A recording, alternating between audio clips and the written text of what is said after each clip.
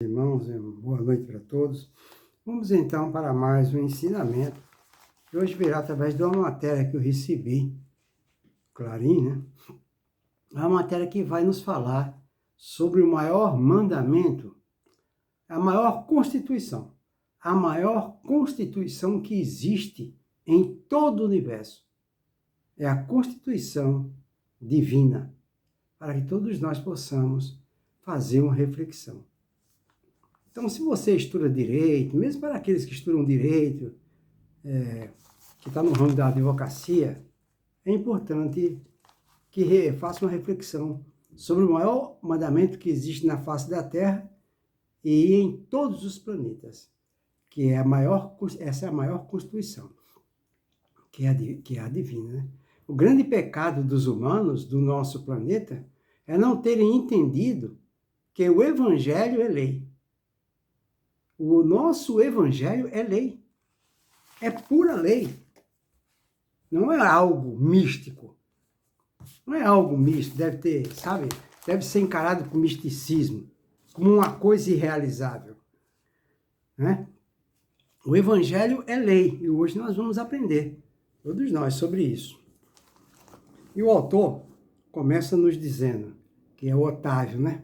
Ele nos diz assim: cada país tem a sua Carta Magna.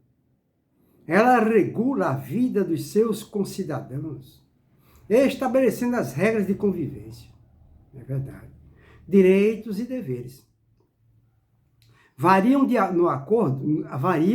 no conteúdo, mas são iguais na essência, que é manter a paz e o respeito entre as pessoas.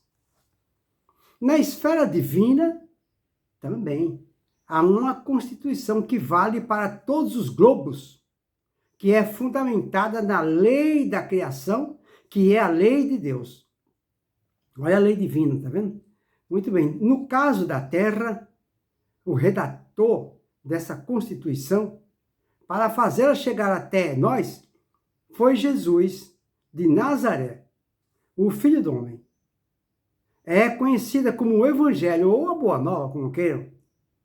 Registra em seus capítulos e versículos, como se fossem artigos, e seus parágrafos e incisos, tudo o que determina a lei universal. Aqui vem uma coisa importante que ele nos diz: o grande pecado dos humanos do nosso planeta é não terem entendido que o Evangelho é lei.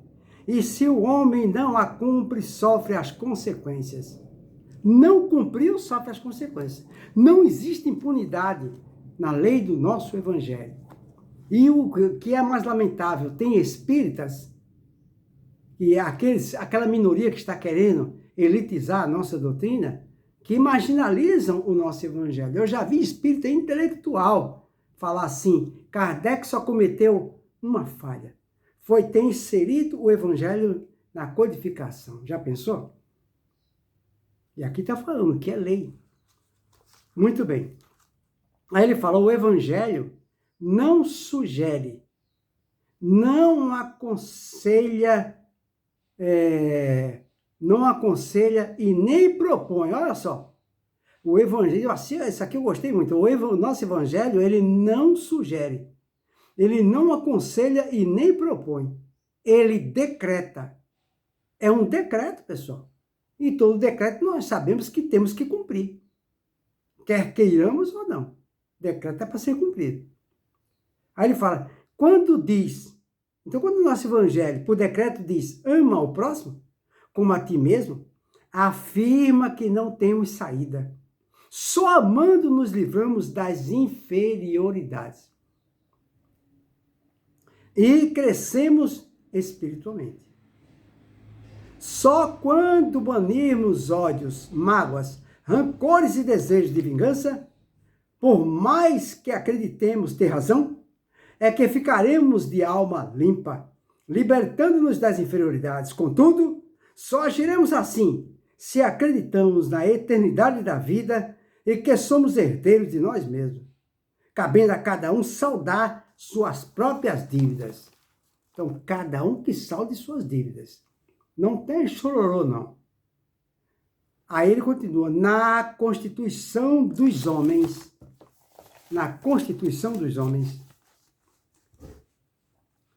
não lemos que o presidente se sentiria muito feliz se pagássemos os tributos com honestidade e pontualidade. Vou repetir.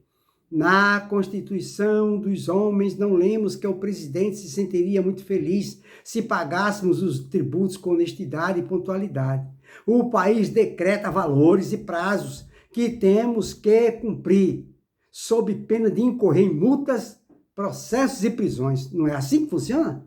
Na nossa lei, na nossa Constituição? Muito bem. Dá-se o mesmo com a Constituição de Deus. É lei que não admite barganha, pois, como diz a redação dada por Jesus, ninguém sairá daqui, ou seja, da inferioridade, enquanto não pagar até o último ceitil. Tá vendo só? Enquanto não pagar até o último ceitil. E não adianta querer livrar-se pela morte, porque a dívida vai junto e volta para ser quitada, numa nova encarnação, com juros e correção monetária. Olha como funciona a lei de Deus. Tá vendo, pessoal?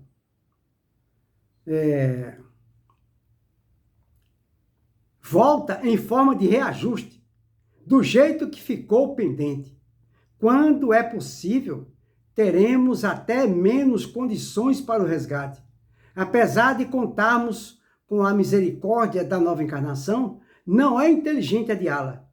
E ela não admite jeitinho ou privilégio. Ninguém conte com padrinhos, porque não funcionam na espiritualidade.